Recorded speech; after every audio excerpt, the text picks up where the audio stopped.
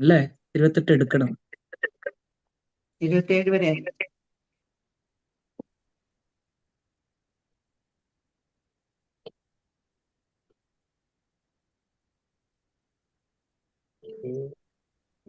അച്ഛത്തേക്ക് ആദ്യം ബന്ധം പറയൂ.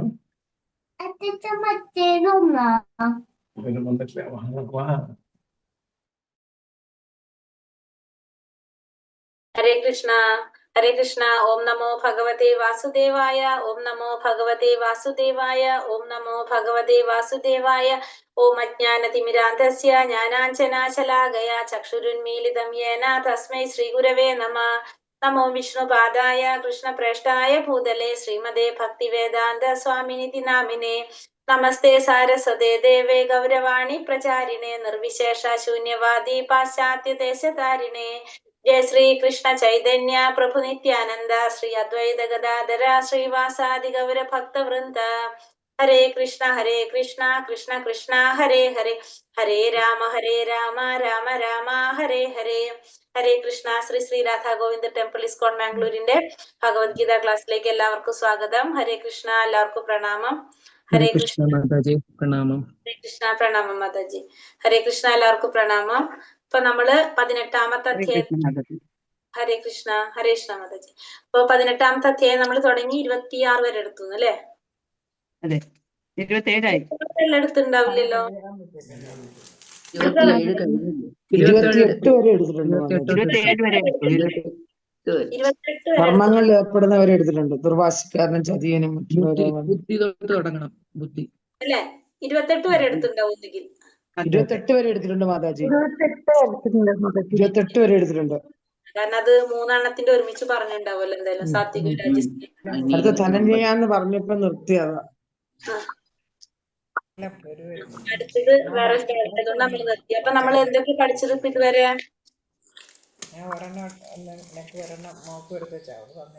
ഹരേ കൃഷ്ണ. എന്തൊക്കെ നമ്മൾ പഠിച്ചത്? ത്യാഗം, ജ്ഞാനം, കർമ്മം, കർത്താവ്, അതിനെ പഠിച്ചിട്ടുണ്ട്. അത്രയും പഠിച്ചു നമ്മള്. 3 ഗുണത്തിലുള്ള ത്യാഗത്തെ കുറിച്ച് കണ്ടു, 3 ഗുണത്തിലുള്ള കർത്താവിനെ കുറിച്ച് കണ്ടു, കർമ്മത്തെ കുറിച്ച് കണ്ടു, ജ്ഞാനത്തിനെ കുറിച്ച് അല്ലേ? 3 ഗുണത്തിലുള്ള ബുദ്ധി.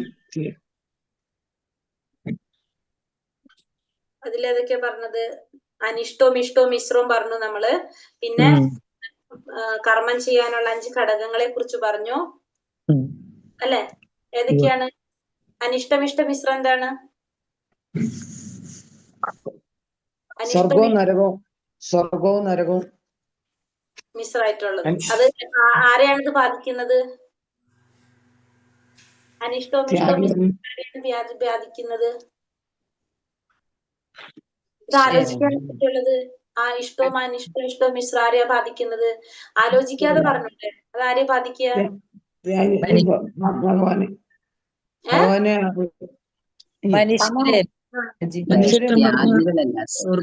സ്വർഗം അങ്ങനെയല്ല എന്താ? അതാരെയും ബാധിക്കാതെ എന്താ സംഭവം ഓർമ്മയില്ല നിങ്ങൾക്ക്? അതൊക്കെ നമുക്ക് അറിയാം, ആലോചിച്ച് പറയാലോ. മനുഷ്യരെയല്ലേ ബാധിക്കുന്നത്? മനുഷ്യരെന്നല്ലല്ലോ അവിടെ, അങ്ങനെയല്ലല്ലോ പറയുന്നത്. ത്യാഗികളല്ലാത്തവർക്കെന്നാ പറഞ്ഞിരിക്കുന്നത്.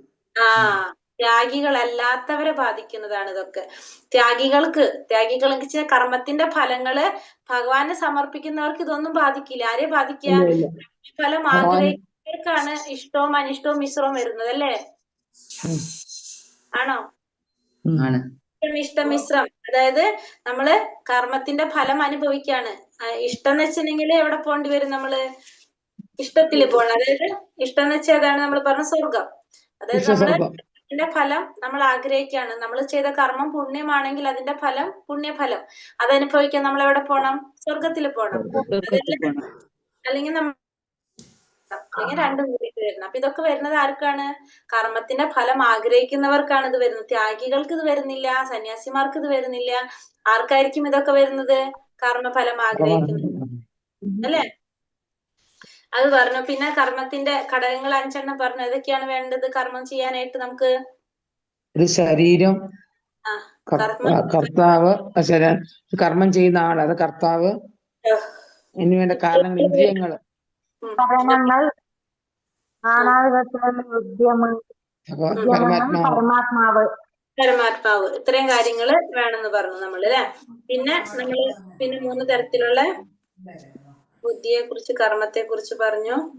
പിന്നെന്താ പറഞ്ഞത്?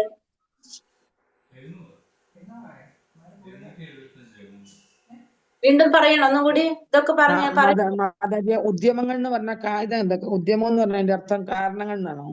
ഉദ്യമം എന്ന് വെച്ചാൽ പ്രവർത്തികൾ എന്ന് പറയാം അല്ലെ. പ്രവർത്തികൾ. ഒരു ബ്രാഹ്മണന് ക്ഷത്രിയന് വൈശ്യർ ശൂദ്രർ വേണ്ട ഗുണങ്ങൾ എന്തെല്ലാമാണ് അതൊന്ന് പറയാവോ മാതാജി? അതൊന്നും എടുത്തിട്ടില്ല രാജി, അതൊന്നും എടുത്തിട്ടില്ലല്ലോ നമ്മള്. ഇല്ല, ബ്രാഹ്മണന് അതൊക്കെ വരുന്നതേ ഉള്ളൂ. അതൊന്നും എടുത്തിട്ടില്ല. ആ, എടുത്തിട്ടില്ല കേട്ടോ. 28 വരെയല്ലേ നമ്മളായിട്ടുള്ളൂ. അതെ മാതാജി. ഹരേ കൃഷ്ണ. അപ്പൊ ഇത് ഇവിടെ കിട്ടിയിട്ടില്ല നമ്മുടെ ക്ലാസ്സിൽ. ഇനി നമുക്ക് അടുത്ത ശ്ലോകത്തിലേക്ക് പോകാം. മാതാജി വന്നല്ലേ, കഴിഞ്ഞോ? യാത്രയൊക്കെ എങ്ങനെ ഉണ്ടായിരുന്നു മാതാജി? ദർശനമൊക്കെ കിട്ടി?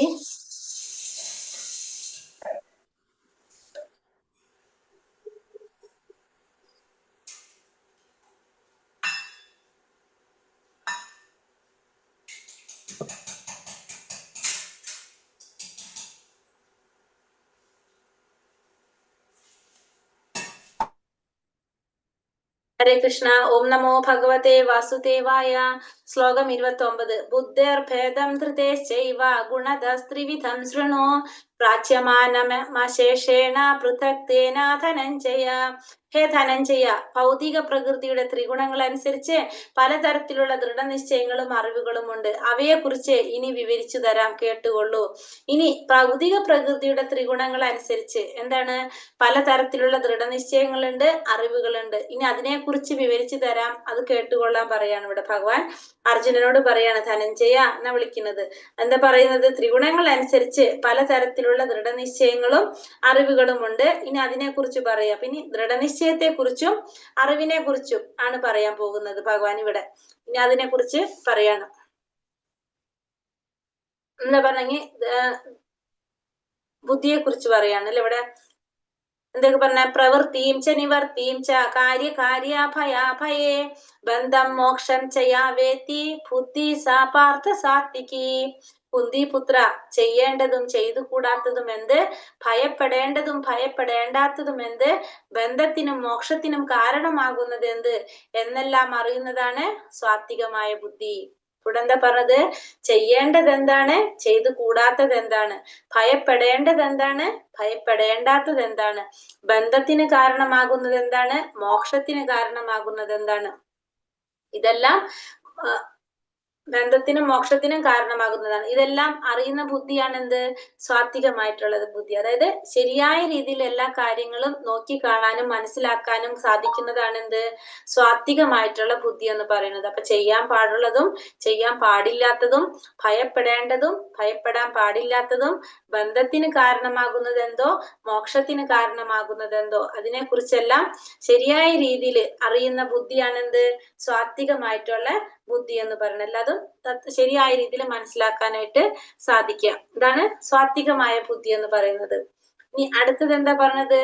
യയാ ധർമ്മമധർമ്മം ച കാര്യം ചാകാര്യമേവ ച അയഥാവത് പ്രജാനാതി ബുദ്ധി സാ പാർത്ഥ രാജസി. പാർത്ഥ, ധർമ്മം എന്ത് അധർമ്മം എന്ത് ചെയ്യേണ്ടത് എന്ത് ചെയ്യരുതാത്തത് എന്ത് എന്ന് വേർതിരിച്ചറിയാനാവാത്ത ബുദ്ധിയാണ് രാജസികമായിട്ടുള്ള ബുദ്ധി. ഇവിടെ എന്താ പറഞ്ഞത്? ധർമ്മം എന്താണ് അധർമ്മം എന്താണ്, ചെയ്യേണ്ടത് എന്താണ് ചെയ്യാൻ പാടില്ലാത്തത് എന്താണ് എന്ന് വേർതിരിച്ചറിയാനാവാത്ത ബുദ്ധി രാജസികം. അപ്പൊ രാജസികമായിട്ട് പറയുമ്പോ എന്താ പറയുന്നത്? ബുദ്ധിയെ കുറിച്ച് നമുക്ക് ധർമ്മം എന്താണെന്നറിയില്ല, അധർമ്മം എന്താണെന്നറിയില്ല, ചെയ്യേണ്ടത് എന്താണെന്നറിയില്ല, ചെയ്യാൻ പാടില്ലാത്തത് എന്താണെന്നറിയില്ല. ഇതിനെ കുറിച്ചൊന്നും വേർതിരിച്ചറിയാനാവാത്ത ബുദ്ധിയാണ് എന്ത്? രാജസികമായിട്ടുള്ള ബുദ്ധി എന്ന് പറയുന്നത്. അപ്പൊ സാത്വിക ഗുണത്തിലെ എല്ലാം കൃത്യമായിട്ട് മനസ്സിലാക്കാൻ സാധിക്കും. സാത്വിക ഗുണത്തിലുള്ളവർക്ക് ചെയ്യേണ്ടത് എന്താണ്, ചെയ്യാൻ പാടില്ലാത്തത് എന്താണെന്ന് അറിയാൻ സാധിക്കും. പിന്നെ ഭയപ്പെടേണ്ടത് എന്താണ്, ഭയപ്പെടാത്തത് എന്താണ്, ധർമ്മം എന്ത് അധർമ്മം എന്നൊക്കെ കറക്റ്റ് ആയിട്ട് അറിയുന്നതാണ് എന്ത്, സാത്വികമായിട്ടുള്ള ബുദ്ധി. രാജസികമാവുമ്പോ എന്താണ്, ഇതിനെ കുറിച്ചൊന്നും വേർതിരിച്ചറിയാനാവാത്ത ബുദ്ധിയാണ് എന്ത്, രാജസികമായിട്ടുള്ള ബുദ്ധി എന്ന് പറയുന്നത്. ഇനി അടുത്തതോ, അധർമ്മം ധർമ്മമിതിയ മന്യത്തെ തമസാവൃത സർവാർത്ഥാൻ വിപരീതാംശ ബുദ്ധി സാ പാർത്ഥ താമസി. ഹേ പാർത്ഥ, വ്യാമോഹത്തിന്റെയും അന്ധകാരത്തിന്റെയും സ്വാധീനതയിൽ അധർമ്മത്തെ ധർമ്മമായും ധർമ്മത്തെ അധർമ്മമായും കരുതി തെറ്റായ വഴിക്ക് പ്രവർത്തിക്കുന്ന ബുദ്ധി താമസമായിട്ടുള്ള ബുദ്ധി. ഇവിടെ എന്താ പറഞ്ഞ, വ്യാമോഹം കൊണ്ടും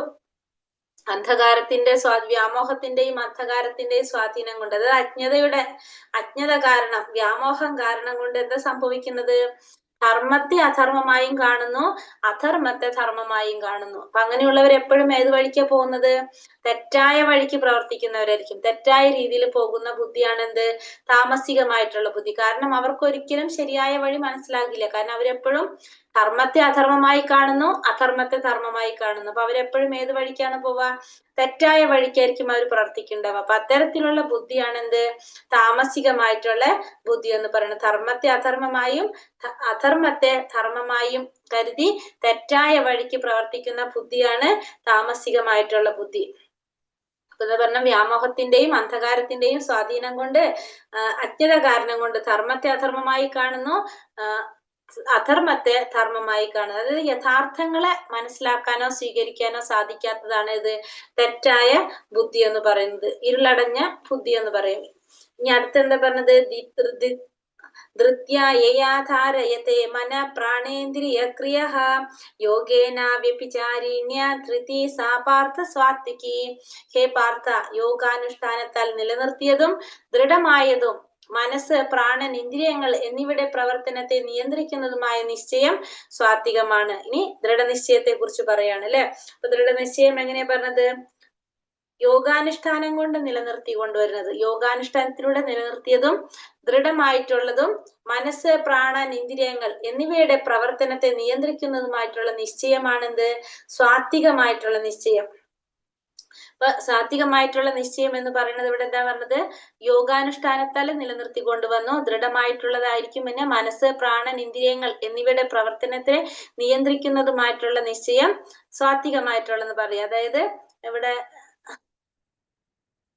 സ്ഥിരനിശ്ചയത്തോടെ മനസ്സിനെയും പ്രാണനെയും ഇന്ദ്രിയങ്ങളുടെ പ്രവർത്തനങ്ങളെല്ലാം എന്ത് ചെയ്യാണ്, ഭഗവാനിൽ കേന്ദ്രീകരിക്കാനായിട്ട് സാധിക്കുക. അങ്ങനെ കൃഷ്ണാവബോധത്തിൽ മുഴുക, അത്തരത്തിലുള്ള നിശ്ചയദാർഢ്യം. അപ്പൊ നമ്മള് എല്ലാം നമ്മുടെ മനസ്സും പിന്നെന്താ പറഞ്ഞത്, പ്രാണന്റെയും ഇന്ദ്രിയങ്ങളുടെ എല്ലാത്തിന്റെ പ്രവർത്തനങ്ങളും പരമാത്മാവിൽ കേന്ദ്രീകരിക്കുക. അങ്ങനെ കൃഷ്ണാവബോധത്തിൽ മുഴുക, ഇത്തരത്തിലുള്ളതാണ് നമ്മൾ പറയുന്നത് ദൃഢനിശ്ചയത്തോടെ നമ്മൾ ചെയ്യാന്ന് പറഞ്ഞത് സ്വാത്വികമായിട്ടുള്ളതെന്ന് പറയാം. എല്ലാം ഭഗവാനിൽ കേന്ദ്രീകരിച്ചുകൊണ്ട് പ്രവർത്തിപ്പിക്കുന്നത് സ്വാത്വികമായിട്ടുള്ള നിശ്ചയമാണെന്ന് പറയാം. അപ്പൊ ഇത് ഒരിക്കലും നമ്മളിൽ നിന്ന് മാറുന്നില്ല, വ്യതിചലിച്ചു പോകുന്നില്ല. നമ്മൾ എപ്പോഴും എങ്ങനെ തന്നെ ഇരിക്കും, കൃഷ്ണാവബോധത്തിൽ മുഴുകിയിരിക്കുന്നത് കൊണ്ട് നമ്മുടെ പ്രവർത്തികൾ മുഴുവനും ഭഗവാനിലെ കേന്ദ്രീകരിച്ചു കൊണ്ടായിരിക്കും. അപ്പൊ നമ്മൾ ഇതിന്ന് ഒരിക്കലും മാറുന്നില്ല. അതാണ് സ്വാത്വികമായിട്ടുള്ള ദൃഢനിശ്ചയം പറയുന്നത്.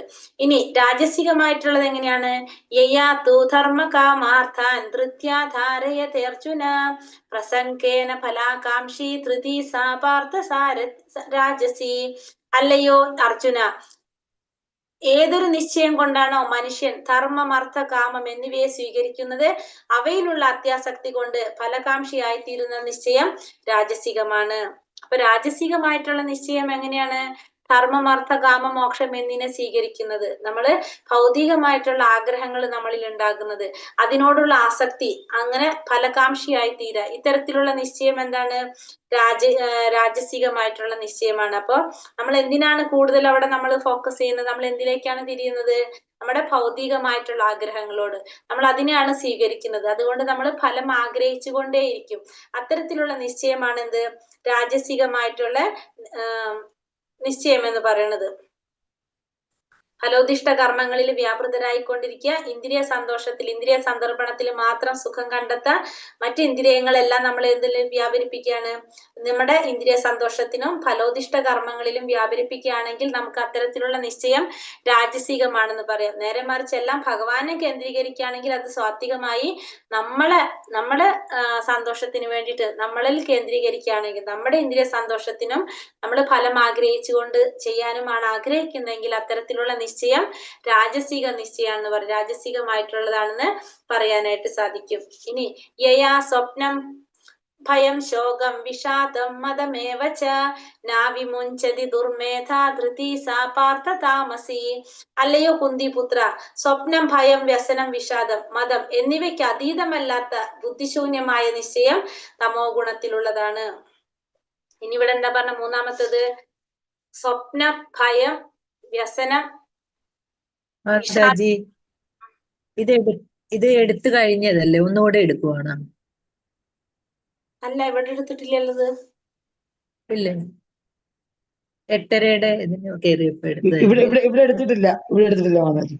ക്ലാസ്സിൽ എടുത്തിട്ടുണ്ടാവും. 8:30 ക്ലാസ്സിൽ അധ്യായം കഴിഞ്ഞതല്ലേ, ഇവിടെ എടുത്തിട്ടില്ല മാതാജി. ശരി. ഹരേ കൃഷ്ണ. അല്ലയോ കുന്തിപുത്ര, സ്വപ്നം, ഭയം, വ്യസനം, വിഷാദം, മതം എന്നിവയ്ക്ക് അതീതമല്ലാത്ത ബുദ്ധിശൂന്യമായ നിശ്ചയം തമോ ഗുണത്തിലുള്ളതാണ്. അപ്പൊ ഇനി എങ്ങനെയാ പറഞ്ഞത്? സ്വപ്നം, ഭയം, വ്യസനം, വിഷാദം, നമുക്ക് ഇതിനൊക്കെ നമ്മൾ എന്താണ്, ഇതിനൊക്കെ നമുക്ക് മറികടക്കാണ് അല്ലെ? മതം, നമ്മൾ ഇതിനൊക്കെ മറികടക്കാണ് എന്തിലൂടെ? കൃഷ്ണാവബോധത്തിലൂടെ. അപ്പൊ നമുക്കിതിനെ, ഈ ഭയത്തെയും വ്യസനത്തെയും വിഷാദത്തെയും ഒന്നും മറികടക്കാനായിട്ട് സാധിക്കാത്ത, എന്നിവയ്ക്ക് അതീതമല്ലാത്ത ബുദ്ധിശൂന്യമായ നിശ്ചയമാണ് ഇത് തമോ ഗുണത്തിലുള്ള നിശ്ചയം എന്ന് പറയുന്നത്. അപ്പൊ സാധാരണ നമ്മൾ എന്താണ്, നമ്മൾക്ക് ഇതിലൊക്കെ നമ്മൾ മറികടന്നിട്ടുണ്ട്. നമ്മൾ കൃഷ്ണാവബോധത്തിലെത്തുമ്പോൾ നമ്മൾ പറയും ഭയം ഇല്ലാതാവാണ്, വ്യസനങ്ങള്, വിഷാദങ്ങള്, മതമാത്സല്യങ്ങൾ, ഇതൊക്കെ നമ്മൾ ഇല്ലാതാകാണ്. അപ്പൊ ഇതിനൊക്കെ മറികടന്നിട്ടുണ്ടെങ്കിൽ നമ്മൾ എന്താണ്, സ്വാത്വികമായിട്ട് പറയാം. പക്ഷെ ഇതിനെ മറികടക്കാനാവാത്ത, ഇതിക്ക് അതീതമല്ലാത്ത ബുദ്ധിശൂന്യമായിട്ടുള്ള നിശ്ചയമാണ് എന്ത്? തമോ ഗുണത്തിലുള്ള നിശ്ചയം എന്ന് പറയുന്നത്. അപ്പൊ സ്വപ്നം, ഭയം, വ്യസനം, വിഷാദം, മതം ഇവയ്ക്ക് അതീതമല്ലാത്ത ആ ബുദ്ധിശൂന്യമായിട്ടുള്ള നിശ്ചയത്തെ നമുക്ക് എന്ത് പറയാം? താമസികമായിട്ടുള്ള നിശ്ചയം എന്ന് പറയാം. അപ്പൊ 3 തരത്തിലുള്ള നിശ്ചയത്തെ കുറിച്ച് നമ്മൾ പറഞ്ഞു, 3 തരത്തിലുള്ള ബുദ്ധിയെ കുറിച്ച് നമ്മൾ പറഞ്ഞു. ബുദ്ധിയെ കുറിച്ച് പറഞ്ഞത് എങ്ങനെയാണ് നമ്മൾ പറഞ്ഞത്? ബുദ്ധിയെ കുറിച്ച് പറഞ്ഞത് ചെയ്യേണ്ടത് എന്താണ്, ചെയ്യാൻ പാടില്ലാത്തത് എന്താണ്, ഭയപ്പെടേണ്ടത് എന്താണ്, ഭയപ്പെടേണ്ടാത്തത് എന്താണ്, മോക്ഷത്തിന് കാരണമാകുന്നതാണ്, കാരണമാകാത്തത് എന്താണെന്ന് മനസ്സിലാക്കുന്ന ശരിയായ ബുദ്ധി, അതാണ് എന്ത് പറയുന്നത്? ശരിയായിട്ടുള്ള ബുദ്ധി, സാത്വിക ബുദ്ധി എന്ന് പറയുന്നത്. നേരെ മറിച്ച് ഇതൊന്നും മനസ്സിലാക്കാത്ത ബുദ്ധി, അതായത് ചെയ്യേണ്ടത് എന്താണ്, ചെയ്യാൻ പാടില്ലാത്തത് എന്ത്, ധർമ്മം എന്ത്, അധർമ്മം എന്ത്, ഇത് മനസ്സിലാക്കാൻ സാധിക്കാത്ത ബുദ്ധി രാജസികമാണെന്ന് പറഞ്ഞു. ധർമ്മത്തെ അധർമ്മമായും അധർമ്മത്തെ ധർമ്മമായും കാണുന്നത് താമസികമായിട്ടുള്ള ബുദ്ധി എന്ന് പറഞ്ഞു. ഇനി നിശ്ചയത്തെ കുറിച്ച് പറഞ്ഞ എന്താണ്?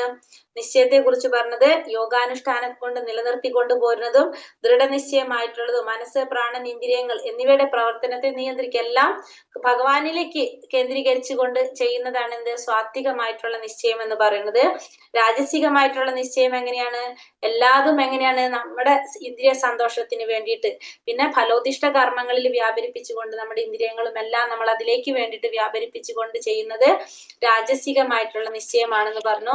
തമോ ഗുണത്തിലുള്ള നിശ്ചയം എങ്ങനെയാണ്? മനസ്സ്, ഭയം, വ്യസനം, വിഷാദം, ഈ മതം എന്നിവയ്ക്ക് അതീതമല്ലാത്ത ബുദ്ധിശൂന്യമായിട്ടുള്ള നിശ്ചയമാണ് തമോ ഗുണത്തിലുള്ള നിശ്ചയം എന്നും കണ്ടു. അപ്പൊ നമ്മള് 3 തരത്തിലുള്ള ബുദ്ധിയെ കുറിച്ചും നിശ്ചയത്തെ കുറിച്ചും കണ്ടു.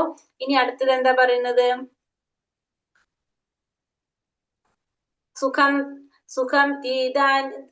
സുഖം തിദാനീം ത്രിവിധം ശൃണു മേ ഭരതർഷഭ അഭ്യാസാത് രമതേ യത്ര ദുഃഖാന്തം ച നിഗച്ഛതി. ഹേ ഭരതർഷഭ, ഭക്തനായ ജീവാത്മാവ് ആസ്വദിക്കുകയും ആ ആസ്വാദനത്തിലൂടെ ചിലപ്പോൾ സകല ക്ലേശങ്ങളിൽ നിന്ന് മുക്തി നേടുകയും ചെയ്യുന്ന സുഖത്തെ പറ്റി ഇനി പറയാം. അത് 3 വിധത്തിലുണ്ട്. ഇനി സുഖത്തെ കുറിച്ച് പറയാണ്, 3 തരത്തിലുള്ള സുഖത്തെ കുറിച്ച് പറയണ. എന്താ പറഞ്ഞ, ജീവാത്മാവ് ആസ്വദിക്കും, ആസ്വാദനത്തിലൂടെ ചിലപ്പോൾ എന്ത് സംഭവിക്കും? ക്ലേശങ്ങളിൽ നിന്ന് മുക്തി നേടുകയും ചെയ്യും. അങ്ങനെയുള്ള സുഖത്തെ പറ്റിയാണ് ഇനി പറയുന്നത്. അതെങ്ങനെയാന്ന് നോക്കാം. സുഖത്തെ കുറിച്ച് എന്താ പറഞ്ഞിവിടെ?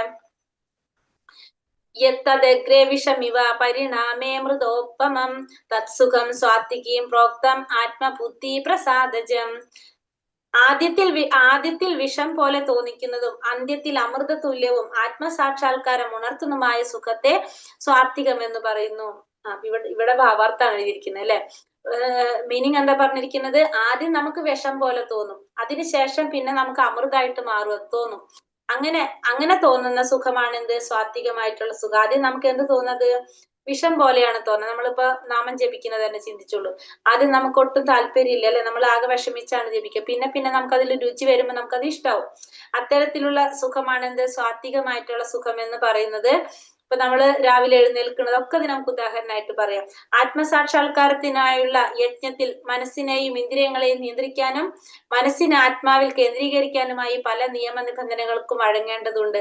കർക്കശങ്ങളാണ് അവയെല്ലാം, വിഷം പോലെ കൈപ്പേറിയതാണ്. അവയെ വേണ്ടുവിധം അനുഷ്ഠിച്ചാലാകട്ടെ അതീന്ദ്രിയാവസ്ഥയിലെത്താം. ജീവിതത്തിലെ അമൃതാസ്വാദനം അന്നാരംഭിക്കുകയായി. ഇപ്പൊ നമുക്കത് പറയുമ്പോ നമ്മൾ 16 റൗണ്ട് നാമം ജപിക്കണം, രാവിലെ എഴുന്നേറ്റ് ഭഗവാന്റെ ആരതികൾ ചെയ്യണം, അല്ലെങ്കിൽ ഭഗവാന്റെ ദർശനം എടുക്കണം, മംഗളാരതി അറ്റൻഡ് ചെയ്യണം എന്നൊക്കെ പറയുമ്പോ നമുക്ക് ആദ്യം ഭയങ്കര ബുദ്ധിമുട്ടായിരിക്കും. അതൊക്കെ വിഷം പോലെ നമുക്ക് തോന്നും അതൊക്കെ.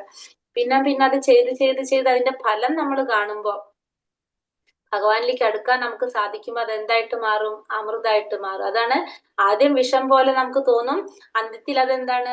അമൃത തുല്യമാവും. അമൃത തുല്യവും സാക്ഷാത്കാരം ഉണർത്തുന്നതുമായിട്ടുള്ള സുഖമാണ് എന്ത്? സ്വാത്വികമായിട്ടുള്ള സുഖം എന്ന് പറയുന്നത്. ഇനി എന്താ പറയണത്? വിഷയേന്ദ്രിയ സംയോഗ യത്തദഗ്രേ മൃദോപമം പരിണാമേ വിഷമിവ തത്സുഖം രാജസംസ്മൃതം. ഇന്ദ്രിയങ്ങൾ വിഷയങ്ങളോട് ചേരുമ്പോൾ ഉളവാകുന്ന സുഖം തുടക്കത്തിൽ അമൃത തുല്യവും ഒടുവിൽ വിഷപ്രായമാവുകയും ചെയ്യുന്നത് രാജസികമായിട്ടുള്ള സുഖം. അപ്പൊ ഇന്ദ്രിയങ്ങള് വിഷയങ്ങളോട് ചേരുമ്പോൾ, ഇന്ദ്രിയ വിഷയങ്ങളായിട്ട് വരുമ്പോൾ എന്താ സംഭവിക്കുന്നത്? ഉളവാകുന്ന സുഖം ആദ്യം നമുക്ക് എന്തായിട്ട് തോന്നും? ആദ്യം നമുക്കതൊരു അമൃതായിട്ട് തോന്നും. പിന്നെ അതെന്തായിട്ട് മാറും? വിഷമായിട്ട് മാറുന്നതാണ് എന്ത്? രാജസികമായിട്ടുള്ള സുഖം. ആദ്യം നമുക്ക് അതിനോട് ഈ രസം തോന്നും, പിന്നെ നമുക്കത് വിഷപ്രായമായിട്ട് തോന്നുന്നത് ഏത് തരത്തിലുള്ള സുഖമാണ്? രാജസികമായിട്ടുള്ള. അപ്പൊ ഇന്ദ്രിയ വിഷയങ്ങളോട് ചേരുമ്പോ, നമ്മൾ ഇന്ദ്രിയങ്ങളെ സന്തോഷിപ്പിക്കാനായിട്ട് ശ്രമിക്കുമ്പോ ആ ഒരു സമയത്താണ് നമുക്ക് എന്ത് കിട്ടുന്നത്? സന്തോഷം കിട്ടുന്നത്. പിന്നെ നമുക്കത് എന്തായിട്ട് മാറാം? ദുഃഖമായിട്ട് മാറാം. അത്തരത്തിലുള്ള സുഖം രാജസികമാണെന്ന് പറയാം. അതിന് നമുക്കൊരു ഉദാഹരണം, ഒരു യുവാവും യുവതിയും തമ്മിൽ കണ്ടുമുട്ടുന്നത്. അപ്പൊ അവര് തമ്മില് സ്നേഹം ഉണ്ടാവുമ്പോ എന്താണ്? ആദ്യം ഭയങ്കര സ്നേഹമായിരിക്കില്ല, പിന്നെന്താവും? ചിലപ്പോ അത് പ്രശ്നത്തിലേക്ക് പോകാം. അപ്പൊ അത് എന്ത് സുഖമായിട്ട് നമ്മൾ രാജസികമായിട്ടുള്ള സുഖങ്ങളാണെന്ന് പറയാം. പിന്നെ അത് അത്തരത്തിലുള്ള സുഖങ്ങള് ദുഃഖത്തിന് വഴിവെക്കുന്നത്, ഇതൊക്കെ നമുക്ക് രാജസികമായിട്ടുള്ള സുഖം എന്ന് പറയാനായിട്ട് സാധിക്കും. രണ്ടാമത്തെ രാജസിക സുഖം പറഞ്ഞു. ഇനി താമസികമായിട്ടുള്ള സുഖത്തെ കുറിച്ച് പറയാണ്. യദഗ്രേചാനുബന്ധേച സുഖം മോഹാനമാത്മനഃ നിദ്രാലസ്യ പ്രമാദോർത്ഥം തത്തമാ സമുദാഹൃതം. ആത്മദർശനത്തെ സംബന്ധിച്ചിടത്തോളം അന്ധവും ആദ്യം മുതൽ അവസാനം വരെ വ്യാമോഹഭരിതവും നിദ്ര, ആലസ്യം, പ്രമാദം എന്നിവയിൽ നിന്നുണ്ടാകുന്നതുമായിട്ടുള്ള സുഖം താമസം. എന്താണ് പറഞ്ഞത്? ആത്മദർശനത്തെ സംബന്ധിച്ചിടത്തോളം എന്താണ് പറഞ്ഞത്? അന്ധമായിട്ടുള്ളത്. ആത്മദർശനത്തെ സംബന്ധിച്ചിടത്തോളം എങ്ങനെയായിരിക്കും അത്? അന്ധമായിട്ടുള്ളതാണ്. ആദ്യം മുതൽ അവസാനം വരെ അത് എങ്ങനെയായിരിക്കും? വ്യാമോഹം നിറഞ്ഞതും നിദ്ര, ആലസ്യം, പ്രമാദം എന്നിവയിൽ നിന്നുണ്ടാകുന്നതുമായിട്ടുള്ള സുഖമാണ് എന്ത്? താമസികമായിട്ടുള്ള സുഖം എന്ന് പറയുന്നത്. ആലസ്യം, നിദ്ര, പിന്നെ ഇതൊക്കെ കാണുന്നത് ആലസ്യം, നിദ്ര, പ്രമാദം. ഇത് നമ്മൾ ആരിലാ കാണുന്നത്? തമോ ഗുണ സ്വഭാവികളിലാണ് ഇത് കാണുന്നത്. ഇത്തരത്തില് പ്രവർത്തിക്കുന്നവര് എന്തിലായിരിക്കും? അവർക്ക് ഉള്ള സുഖത്തിന് നമുക്ക് അറിയാം താമസികമായിട്ടുള്ള സുഖം എന്ന് പറയാം. അപ്പൊ അവർക്ക് എങ്ങനെയാണ്? തുടക്കത്തിലും സുഖം കിട്ടുന്നുണ്ടാവില്ല, അന്ത്യത്തിലും സുഖം കിട്ടുന്നുണ്ടാവില്ല. രാജസിക സ്വഭാവികൾക്കാണെങ്കിൽ എന്താണ്? തുടക്കത്തിൽ ചെറിയൊരു സുഖം ഉണ്ടാവും, അതിനുശേഷമാണ് ദുഃഖം വരുന്നത്. ഇപ്പൊ ഇവരെ സംബന്ധിച്ച് പറഞ്ഞാല് അവർക്ക് എന്താണ്? ആദ്യം അവസാനം അവർക്ക് എന്ത് മാത്രമേ ഉണ്ടാവുള്ളൂ? ദുഃഖം മാത്രമേ ഉണ്ടാവുന്നുള്ളൂ. അതാണ് തമോ ഗുണത്തിലുള്ള സുഖത്തെ കുറിച്ച് പറയുന്നത്. അപ്പൊ 3 തരത്തിലുള്ള സുഖത്തെ കുറിച്ച് നമ്മൾ പറഞ്ഞു. ആദ്യത്തേത് സാത്വികമായിട്ടുള്ള, ആദ്യം വിഷം പോലെ തോന്നിക്കും, പിന്നീട് അത് അമൃത തുല്യമാകുന്നത് സാത്വികമായിട്ടുള്ള സുഖം.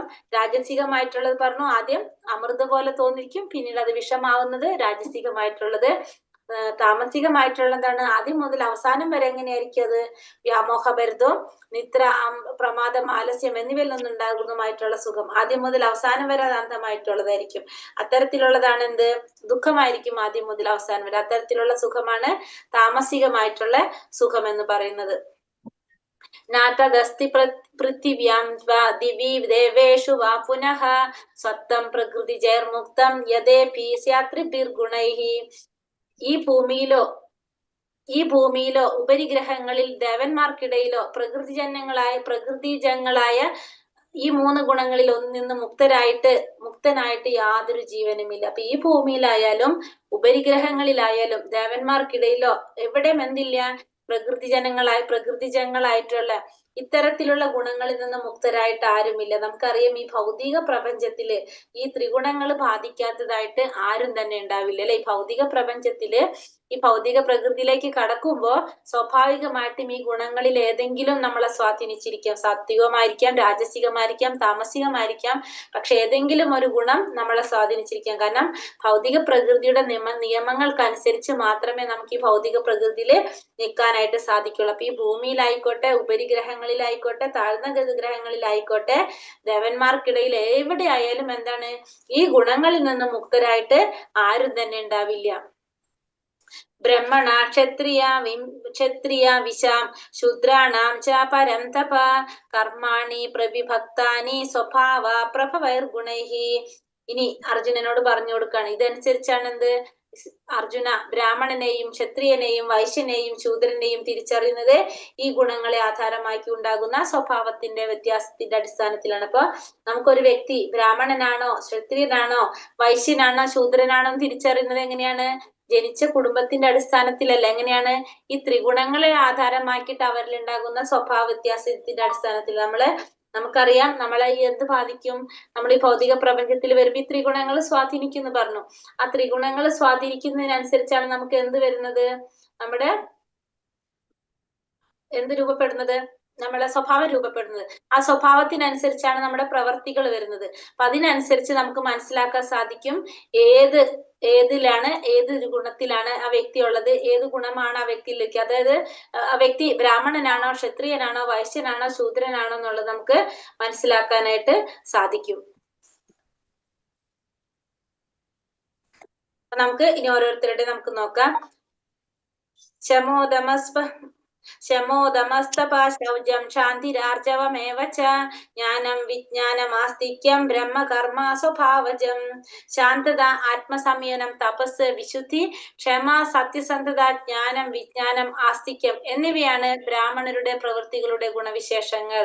ഇവിടെ എന്താ പറഞ്ഞത്? ശാന്തത, ആത്മസംയമനം, തപസ്, വിശുദ്ധി, ക്ഷമ, സത്യസന്ധത, ജ്ഞാനം, വിജ്ഞാനം, ആസ്തിക്യം. ഇതാണ് ആരുടെ സ്വഭാവത്തിൽ പറയുന്നത്?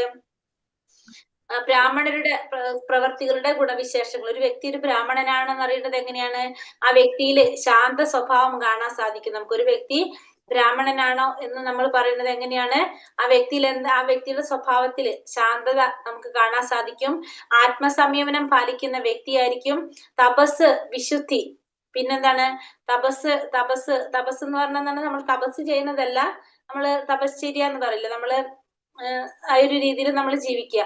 പിന്നെന്താണ്? വിശുദ്ധി, പിന്നെ ക്ഷമ, സത്യസന്ധത, ജ്ഞാനം, വിജ്ഞാനം, ആസ്തിക്യം. ആസ്തിക്യം എന്ന് വെച്ചിട്ടുണ്ടെങ്കിൽ ധർമ്മം, ഭക്തി, ഇതൊക്കെ കാണാനായിട്ട് സാധിക്കും. ആ വ്യക്തിയില് ധാർമ്മികനായിരിക്കും. പിന്നെ അതുപോലെ തന്നെ അത്യാവശ്യം ഭക്തി കാര്യങ്ങളൊക്കെ ഉണ്ടാവും. അങ്ങനെയുള്ള വ്യക്തിയാണ് ആര്? നമുക്ക് ബ്രാഹ്മണന്റെ കാറ്റഗറിയിൽ കൊണ്ടുവരുന്നത്. ബ്രാഹ്മണരുടെ ഗുണവിശേഷങ്ങളാണ് ഈ പറയുന്നത്.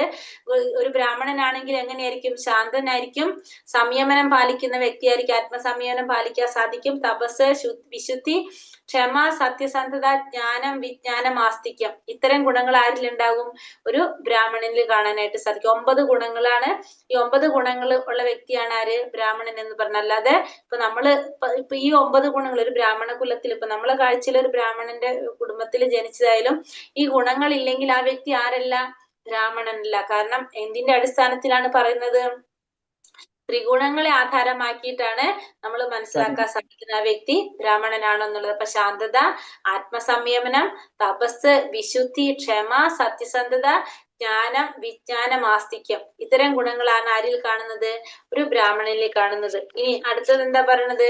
ശൗര്യം, തേജോതിഥി, ദാക്ഷ്യം, യുദ്ധേ ചാപ്യാപലായനം, ദാനമീശ്വര ഭാവശ്ച, ക്ഷാത്രം, കർമ്മ സ്വഭാവജം, പരാക്രമം, ബലം, ദൃഢനിശ്ചയം, നൈപുണ്യം, യുദ്ധത്തിൽ ധൈര്യം, ഔദാര്യം, നേതൃത്വം എന്നിവയത്രേ ക്ഷത്രിയരുടെ പ്രവർത്തികളുടെ സ്വഭാവ ഗുണങ്ങൾ. ഇനി ഒരു ക്ഷത്രിയനാണെങ്കിലോ പരാക്രമി, പിന്നെന്താണ്? ബലവാനായിരിക്കും, ദൃഢനിശ്ചയം ഉണ്ടായിരിക്കും, നൈപുണ്യം ഉണ്ടായിരിക്കും, പിന്നെ യുദ്ധത്തിൽ ചെയ്യാനുള്ള ധൈര്യം, ഔദാര്യം, നേതൃത്വം. ഇത്തരം ഗുണങ്ങൾ ആരിലുണ്ടാവാം?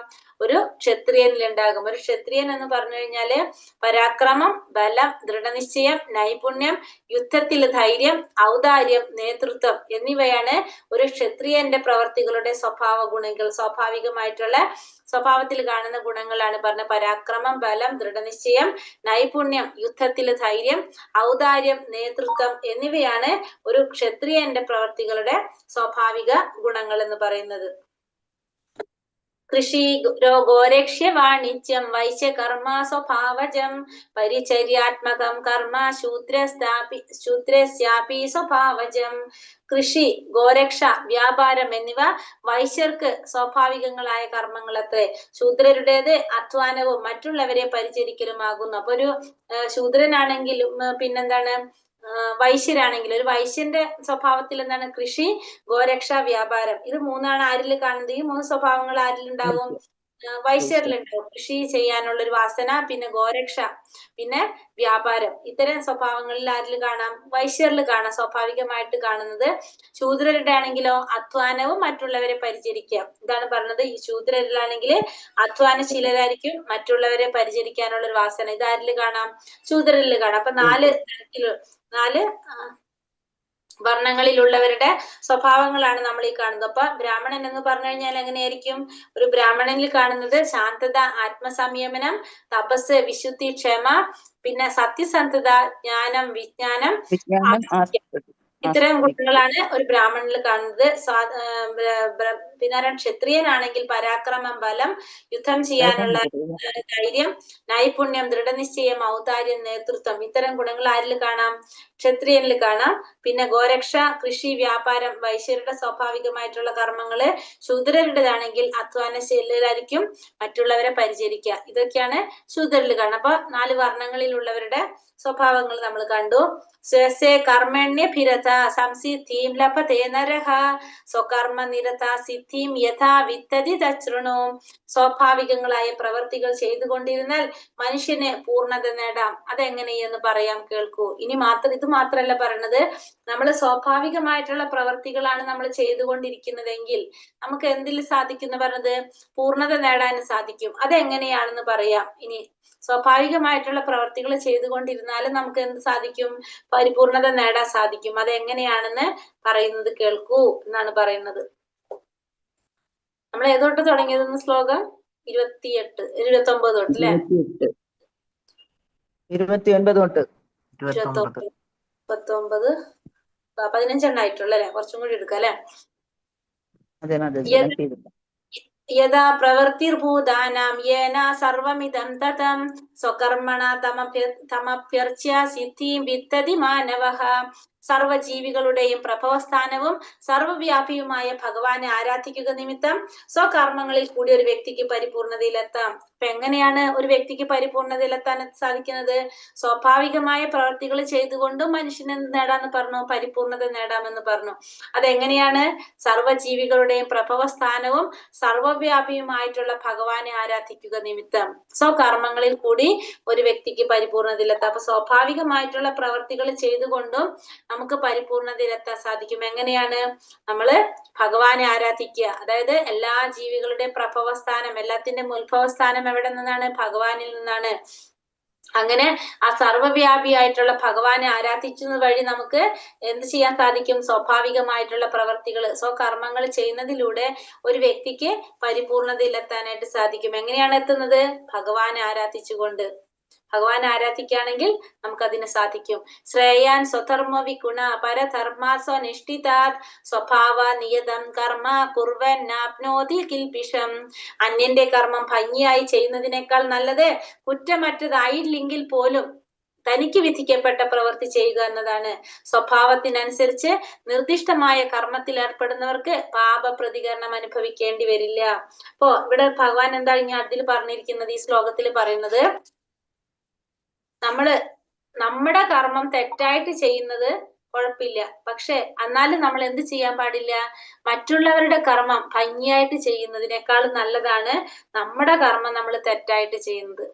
നമ്മൾ ചെയ്യേണ്ടത് എപ്പോഴും എന്താണ്, നമ്മൾ നമ്മുടേതായിട്ടുള്ള കർമ്മമാണ് നമ്മൾ ചെയ്യേണ്ടത്. മറ്റുള്ളവരുടെ കർമ്മം നന്നായിട്ട് ചെയ്യുന്നതിനേക്കാളും നല്ലത് നമ്മുടെ കർമ്മം നമ്മൾ എങ്ങനെ ചെയ്യാം, കുറ്റമുള്ളതായിട്ട് ചെയ്താൽ, കുറ്റം മറ്റേതായില്ലെങ്കിൽ പോലും എന്നാ പറഞ്ഞത്. അതായത് കുറ്റമില്ലാതെ നമ്മുടെ കർമ്മം ചെയ്യാൻ സാധിച്ചില്ലെങ്കിലും സാരമില്ല, അതായത് കുറ്റത്തോടു കൂടി നമ്മൾ കർമ്മം ചെയ്താലും സാരില്ല, പക്ഷെ എന്നാലും എന്ത് ചെയ്യേണ്ട ആവശ്യമില്ല, അന്യന്റെ കർമ്മം ഭംഗിയായി ചെയ്യണ്ട എന്നാ പറയുന്നത്. അന്യന്റെ കർമ്മം ഭംഗിയായി ചെയ്യുന്നതിനേക്കാളും നല്ലതാണ് നമ്മുടെ വിധിക്കപ്പെട്ട കർമ്മം കുറ്റമുള്ളതായിട്ട് ചെയ്യുന്നത് എന്ന് പറയണം. അപ്പൊ സ്വഭാവത്തിനനുസരിച്ച് നമുക്ക് ഓരോരുത്തർക്കും ഓരോ കർമ്മങ്ങൾ പറയുന്നുണ്ട്, അത് നമ്മൾ ചെയ്തു പോക എന്നല്ലാതെ നമ്മുടെ കർമ്മം ചെയ്യാതെ മറ്റുള്ളവരുടെ കർമ്മം ചെയ്യണ്ട എന്നാണ് ഇവിടെ പറയുന്നത്. അപ്പൊ 47ാമത്തെ ശ്ലോകത്തിൽ ഭഗവാൻ എന്താ പറയുന്നത്, ഓരോരുത്തരും അവരവരുടേതായിട്ടുള്ള അവർക്ക് വിധിക്കപ്പെട്ട കർമ്മം ചെയ്യുക എന്നല്ലാതെ മറ്റുള്ളവരുടെ കർമ്മത്തിൽ നമുക്ക് ഏർപ്പെടുത്തേണ്ട ആവശ്യമില്ല. അതായത് ഇപ്പൊ ഒരു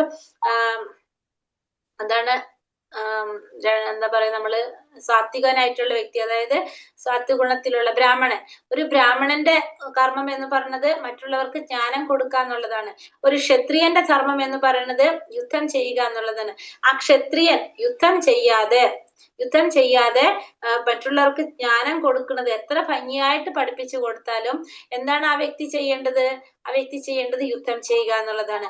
ആ കർമ്മത്തിൽ ഏർപ്പെടുന്നവർക്ക് പാപപ്രതികരണങ്ങളില്ല. അപ്പൊ ഒരു ക്ഷത്രിയൻ എന്താ ചെയ്യുന്നത്, ക്ഷത്രിയൻ ഇപ്പോ യുദ്ധം ചെയ്യുന്നു, യുദ്ധത്തില് മറ്റുള്ളവരെ വധിക്കുന്നു.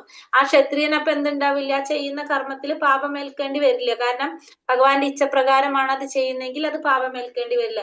നേരെ മറിച്ച് ഒരു ബ്രാഹ്മണനാണ് അത് ചെയ്യുന്നതെങ്കിലോ, ആ ബ്രാഹ്മണന്റെ ഉത്തരവാദിത്തം എന്താണ്, ശരിക്കും ബ്രാഹ്മണന് വിധിക്കപ്പെട്ട കർമ്മം എന്ന് പറയുന്നത് മറ്റുള്ളവർക്ക് അറിവ് പകർന്നു കൊടുക്കുക എന്നുള്ളതാണ്.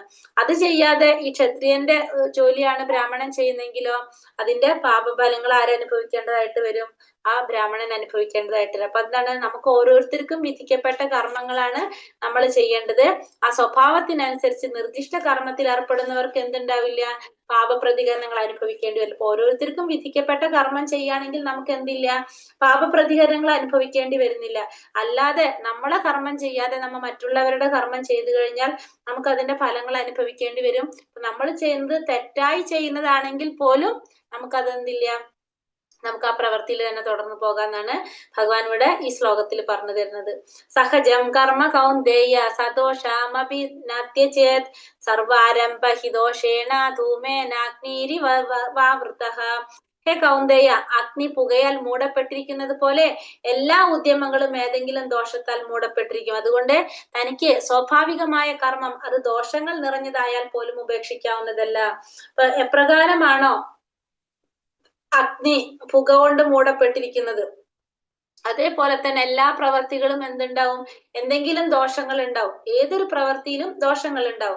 അതുകൊണ്ട് എന്താണ്, തനിക്ക് ദോഷകരമായിട്ടുള്ള സ്വാഭാവികമായിട്ടുള്ള കർമ്മം അത് ദോഷങ്ങൾ നിറഞ്ഞതായാൽ പോലും നമുക്കത് ഉപേക്ഷിക്കേണ്ടതില്ല. അപ്പൊ എപ്രകാരമാണ് അഗ്നി പുക കൊണ്ട് മൂടപ്പെട്ടിരിക്കുന്നത്, അതുപോലെ തന്നെ നമ്മൾ ചെയ്യുന്ന ഏതൊരു പ്രവൃത്തിയിലും എന്തുണ്ടാകാം, ദോഷങ്ങൾ കൊണ്ട് മൂടപ്പെട്ടിരിക്കാം. പക്ഷെ എന്നിലും നമ്മൾ എന്ത് ചെയ്യേണ്ട, അത് ദോഷം നിറഞ്ഞതായാൽ പോലും നമുക്ക് സ്വാഭാവികമായിട്ടുള്ള കർമ്മമാണ്, അത് ദോഷം നിറഞ്ഞതായാൽ പോലും നമുക്ക് അതിനെ ഉപേക്ഷിക്കേണ്ടതായിട്ടില്ല, അത് നമുക്ക് ചെയ്യാവുന്നതാണെന്ന് പറഞ്ഞു. അപ്പൊ നമുക്കൊരു ഉദാഹരണം കൂടി പറഞ്ഞാൽ ഒത്തിരി കൂടി മനസ്സിലാവും നമുക്ക്. അതായത് നമ്മൾ പറഞ്ഞല്ലേ, നമ്മൾ ഈ ജന്മത്തിൽ നമുക്ക് ത്രിഗുണങ്ങൾ നമ്മളെ സ്വാധീനിക്കുന്നുണ്ട്. അപ്പൊ ഒരു ബ്രാഹ്മണൻ എന്താണ്, ബ്രാഹ്മണന് യജ്ഞങ്ങൾ ചെയ്യുമ്പോൾ അവിടെ എന്ത് ആവശ്യമായിട്ട് വരും, ജന്തുവധം ചിലപ്പോൾ ആവശ്യമായിട്ട് വരും. അപ്പോ ആ ജന്തുവധം ആവശ്യമായിട്ട് വരുമ്പോ അവിടെ എന്താണ്, അത് ചെയ്യേണ്ടതായിട്ട് വരും. അതുപോലെ തന്നെ ഒരു ക്ഷത്രിയൻ എത്ര ഗുണവാനായാലും ശത്രുക്കളോട് പൊരുതുമ്പോ എന്ത് വേണ്ടി വരും, അവിടെ വധം വരുന്നുണ്ട്. ഒരു വ്യാപാരി എത്ര നല്ലൊരു സ്വഭാവത്തിനാണെന്ന് പറഞ്ഞു കഴിഞ്ഞാലും അത് തന്റെ തൊഴിൽ നിലനിർത്താൻ വേണ്ടിയിട്ട് എന്ത് ചെയ്യേണ്ടി വരും, അതിന്റെ ലാഭങ്ങളൊക്കെ രഹസ്യമായിട്ടൊക്കെ സൂക്ഷിക്കേണ്ടതായിട്ട് വരാം. അതുപോലെ തന്നെ ശൂദ്രന്മാരാണെങ്കിലും ഇപ്പൊ ദുഷ്ടന്മാരായിട്ടുള്ള യജമാനനാണെങ്കിൽ ആ യജമാനൻ പറയുന്നതനുസരിച്ച് പ്രവർത്തിക്കേണ്ടി വരാം. അപ്പൊ അങ്ങനത്തെ പല സന്ദർഭങ്ങൾ, അത് നമ്മൾ ചെയ്യുന്ന ജോലിയിലും എന്തുണ്ടായിരിക്കും, ദോഷങ്ങൾ ഉണ്ടായിരിക്കും. പക്ഷെ ആ ദോഷങ്ങൾ ഉണ്ടെന്ന് വിചാരിച്ചിട്ട് നമ്മൾ എന്ത് ചെയ്യേണ്ടതില്ല, അത് നമ്മുടെ പ്രവൃത്തിയുടെ സ്വഭാവമാണ്, നമ്മൾ ചെയ്യുന്ന പ്രവൃത്തിയിൽ ഉണ്ടാകുന്ന സ്വഭാവമാണ്. പക്ഷെ നമ്മളത് ഉപേക്ഷിക്കേണ്ടതല്ല എന്നിവിടെ ശ്ലോകത്തിൽ ഭഗവാൻ പറഞ്ഞു തരാണ്. അസക്ത ബുദ്ധി സർവത്ര ജിതാത്മാ വിഗത സ്പൃഹഃ നൈഷ്കർമ്മ്യ സിദ്ധിം പരമാം സന്യാസേനാധിഗച്ഛതി. ആത്മസംയമനം നേടിയവനും അനാസക്തനും ഭൗതിക സുഖഭോഗങ്ങളെല്ലാം അവഗണിച്ചവനുമായ ഒരാൾക്ക് ത്യാഗ പരിശീലനത്തിലൂടെ പ്രതികരണങ്ങളിൽ നിന്നുള്ള പരമമായ മോചനം നേടാൻ കഴിയും. ഇവിടെ ആത്മസംയമനം നേടിയ വ്യക്തി, അനാസക്തനായിട്ടുള്ള വ്യക്തി, ഭൗതികമായിട്ടുള്ള സുഖഭോഗങ്ങളെല്ലാം അവഗണിച്ചിട്ടുള്ള ഒരു വ്യക്തി, ആ വ്യക്തിക്ക് എന്ത് സാധിക്കും, ത്യാഗ പരിശീലനത്തിലൂടെ പ്രതികരണങ്ങളിൽ നിന്നുള്ള പരമമായ മോചനം നേടാൻ സാധിക്കും. ത്യാഗ പരിശീലനത്തിലൂടെ, ത്യാഗം പരിശീലിക്കുന്നത് വഴി ഈ പ്രതികരണങ്ങളിൽ നിന്നുള്ള മോചനം നേടാനായിട്ട് സാധിക്കും. എങ്ങനെയുള്ള വ്യക്തിയാണ് ആത്മസംയമനം പാലിച്ച വ്യക്തി, അനാസക്തനായ ഭൗതികമായ സുഖഭോഗങ്ങളെല്ലാം അവഗണിച്ച വ്യക്തി, എല്ലാത്തിനോടും ഒന്നിനോടും ആസക്തി ഇല്ലാത്ത വ്യക്തി. അങ്ങനെയുള്ള വ്യക്തിക്ക് ത്യാഗം പരിശീലിച്ചു കഴിഞ്ഞാല് ഈ പ്രതികരണങ്ങളിൽ നിന്നുള്ള മോചനം, പരമമായ മോചനം നേടാനായിട്ട് ആ വ്യക്തിക്ക് സാധിക്കും. സിദ്ധിം പ്രാപ്തോ യഥാ ബ്രഹ്മ തഥാപ്നോതി നിബോധമേ സമാസേനൈവ കൗന്ദേയ നിഷ്ഠാജ്ഞാനസ്യ യാ പരാ. ഹേ കുന്തിപുത്ര, ഈ നിലയിലെത്തിയവന് ആധ്യാത്മിക ജ്ഞാനത്തിന്റെ അത്യന്ത ഉന്നതിയായ ബ്രഹ്മപദം പ്രാപിക്കാൻ ഉതകുന്ന പദ്ധതിയെ പറ്റി ഇനി സംക്ഷിപ്തമായിട്ട് പറഞ്ഞു തരാം, അതെന്നിൽ നിന്നറിയുക. എന്താ പറഞ്ഞ, ഹേ കുന്തിപുത്ര, ഈ നിലയിലെത്തിയവന് ആധ്യാത്മിക ജ്ഞാനത്തിന്റെ ആത്യന്തിക ഉന്നതിയായിട്ടുള്ള ബ്രഹ്മപദം പ്രാപിക്കാൻ ഉതകുന്ന പദ്ധതിയെ പറ്റി. ഏത് നിലയിലെത്തിയവനെ കുറിച്ചാ പറഞ്ഞത്, ഏത് നിലയിലെത്തിയതിനെ കുറിച്ചാ പറഞ്ഞത്, 49ാമത്തെ ശ്ലോകത്തിൽ പറഞ്ഞല്ലേ. ആത്മസംയമനം നേടിയവൻ, അനാസക്തനായവൻ, ഭൗതികമായിട്ടുള്ള സുഖഭോഗങ്ങളെ അവഗണിച്ച് ആ ത്യാഗ പരിശീലനത്തിലൂടെ മോചനം നേടുന്ന വ്യക്തി, പ്രതികരണങ്ങളിൽ നിന്ന് മോചനം നേടുന്ന വ്യക്തിക്ക് എന്ത് സാധിക്കുന്ന പറഞ്ഞത്, ആ വ്യക്തിക്ക് ഉണ്ടാകുന്ന ആത്യന്തിക ഉന്നതിയായിട്ടുള്ള ബ്രഹ്മപദം പ്രാപിക്കാൻ ഉതകുന്ന പദ്ധതിയെ കുറിച്ചാണ് ഈ പറയുന്നത്. എങ്ങനെയാണ് ആ വ്യക്തിക്ക് ബ്രഹ്മപദം പ്രാപിക്കാൻ സാധിക്കുന്നത്, ആത്യന്തിക ഉന്നതിയായിട്ടുള്ള ബ്രഹ്മപദം പ്രാപിക്കുക, അല്ലെങ്കിൽ സാക്ഷാത്കാരം നേടാൻ സാധിക്കുക എന്നാണ് ഇനി ഭഗവാൻ പറയാൻ പോകുന്നത്. എത്ര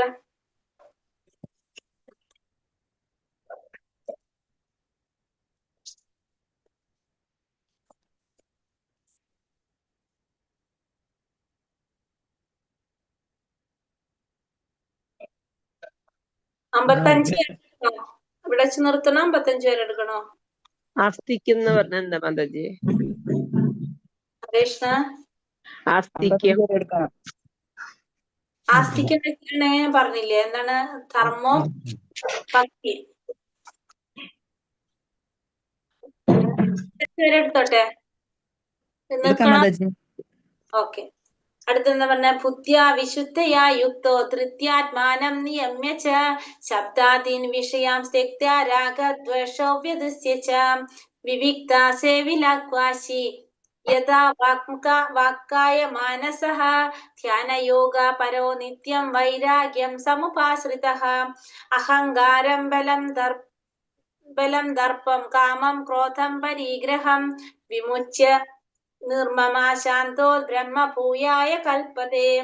ഇവിടെ എന്താ പറഞ്ഞത്, ഈ നിലയിലെത്തിയവൻ അല്ലെ, നമുക്ക് മനസ്സിലായത് ഏതാണ്, ആ ഉന്നതമായിട്ടുള്ള ആത്മസംയമനം പാലിച്ച് ഭൗതികമായിട്ടുള്ള സുഖങ്ങളെല്ലാം അവഗണിച്ച് ത്യാഗ പരിശീലനത്തിലൂടെ പരമമായ മോചനം നേടാൻ സാധിക്കുന്ന ആ വ്യക്തി. ആ ലെവലിൽ എത്തിക്കഴിഞ്ഞാല് എങ്ങനെയാണ് ബ്രഹ്മപദം പ്രാപിക്കാൻ സാധിക്കുന്നത്, ആ പദ്ധതിയെ കുറിച്ചാണ് ഭഗവാൻ ഇനി അർജുനന് പറഞ്ഞു കൊടുക്കുന്നത്. അപ്പൊ എങ്ങനെയാണ് പറയുന്നത്, തന്റെ ബുദ്ധിയാൽ ശുദ്ധീകരിക്കപ്പെട്ട് സ്ഥിരനിശ്ചയനായി മനസ്സിനെ നിയന്ത്രിച്ച് ഭോഗ വിഷയങ്ങളെല്ലാം ത്യജിച്ച് രാഗോദ്വേഷങ്ങൾ തീണ്ടാതെ വിജന സ്ഥലത്ത് താമസിച്ച് ഭക്ഷണം നന്നേ ചുരുക്കി മനസ്സ് വാക്ക് ശരീരം ഇവയെ കീഴടക്കി ധ്യാനയോഗം അനുഷ്ഠിക്കുന്നയാൾക്ക് വിരക്തനായും മിഥ്യാഹങ്കാരം ബലത്തെ കുറിച്ചുള്ള മതം മിഥ്യാഭിമാനം, കാമം, ക്രോധം, ഭൗതിക ദ്രവ്യങ്ങളാൽ ആഗ്രഹം എന്നീ ദോഷങ്ങളെല്ലാം ഒഴിഞ്ഞും തെറ്റായ അതീശത്വ ബോധമില്ലാതെയും ശാന്തനായി തീർന്നിട്ട് ആത്മസാക്ഷാത്കാരം നേടാൻ സാധിക്കും. അപ്പൊ എങ്ങനെയാണ് ആ വ്യക്തിക്ക് ആത്മസാക്ഷാത്കാരം നേടാൻ സാധിക്കുന്നത്? തന്റെ ബുദ്ധിയാൽ ശുദ്ധീകരിക്കപ്പെട്ട്, ഫസ്റ്റ് നമ്മുടെ ബുദ്ധി ശുദ്ധീകരിച്ചു, പിന്നെ സ്ഥിരനിശ്ചയനായി മനസ്സിനെ നിയന്ത്രിക്കാൻ സാധിച്ചു, ഭോഗ വിഷയങ്ങളെല്ലാം ത്യജിച്ചു. നമ്മള് ആ ഭോഗമായിട്ടുള്ള നമ്മുടെ ഭൗതികമായിട്ടുള്ള വിഷയങ്ങളെല്ലാം നമ്മൾ മാറി, രാഗദ്വേഷങ്ങൾ തീണ്ടാതെ നമുക്ക് ഇഷ്ടാനിഷ്ടങ്ങളൊന്നുമില്ല.